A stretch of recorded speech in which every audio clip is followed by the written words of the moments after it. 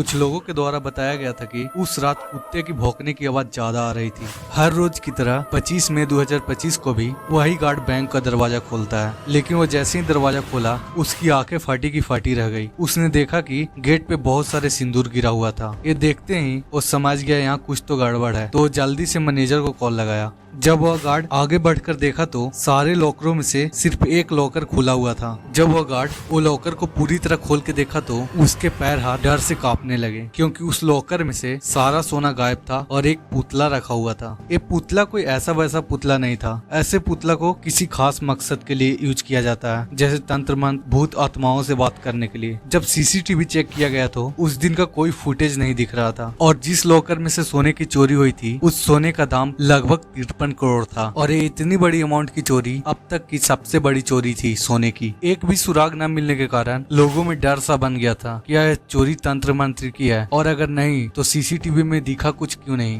Bank जिसके locker से करीब 53 करोड़ रुपए कीमत का गोल्ड चुरा लिया गया, उस बैंक के अंदर कोई चोर ये गुड़िया क्यों छोड़ जाएगा? चोर सिर्फ उस गुड़िया 53 करोड़ का सोना चोरी हो गया और चोरों ने सिर्फ एक काली गुड़िया छोड़ी। कर्नाटका के कैनरा बैंक में सीसीटीवी कट ऑफ किया गया, सिस्टम डिसेबल किया गया और 59 किलो सोना गायब हो गया।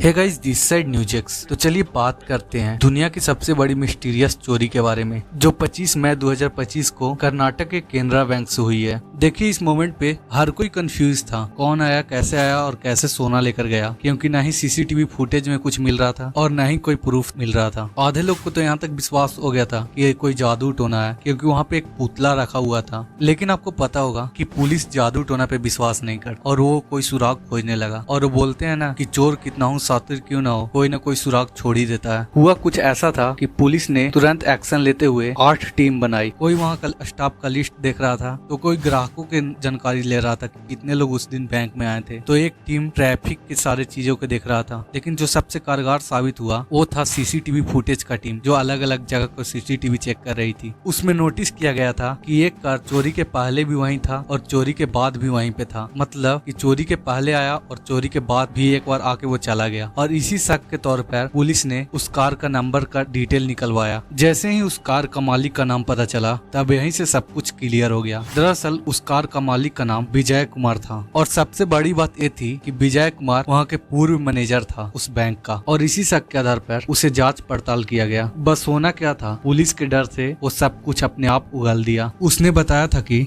उसने अपने 2 साथी के साथ मिलकर एक प्लान बनाया। एक का नाम चंद्रशेखर था तो दूसरे का सुनील। वो उस बैंक का मैनेजर था, इसीलिए उसे सभी जगह जाने का हक था। और वो सबसे पहले उन लॉकर का डुप्लीकेट चाबी बनाया। चाबी बनाने के बाद उसने पहले ट्रायल करके देख चुका था, और ये ट्रायल उसका सक्सेस हो गया था। उसने पूछताछ में ये बताया था कि चोरी करने से पहले उसने चोरी का बहुत सारा मूवी देखा था, जिसमें उसे एक आइडिया आया था कि पुतला रखने से पुलिस को भ्रम में डाला जा सकता है, इससे उन्हें भागने के लिए और कुछ समय मिल सकता था। इसीलिए उन्होंने एक पुतला रखा और उसे श्रृंगार किया था ताकि जादू टोना लगे। वो बताता है कि उसने चोरी करने का प्लानिंग 23 मई 2025 को बनाया था, क्योंकि उस दिन आरसीबी वर्सेस सनराइजर्स हैदराबाद का मैच था, और आरसीबी जीतता तो लोग खुशी में डूबे रहते और इससे उन्हें आसानी से चोरी करने का मौका मिलता। लेकिन संयोग से आरसीबी उस दिन हार गया, तो उसने चोरी करने का डेट बदलकर 23 से 25 कर दिया। देखिए, ये थी चोरी की पूरी कहानी, कैसे उसका बैंक मैनेजर ही 53 करोड़ सोने की चोरी किया। और ये चोरी इंडिया की सबसे बड़ी सोने की चोरी है। इससे पहले 53 करोड़ की सोने की चोरी नहीं हुई थी। हाँ, और ऐसे ही वीडियोस देखने के लिए आप न्यूजेक्स को सब्सक्राइब कर सकते हैं। तो मिलते हैं एक और मिस्टीरियस वीडियोस में।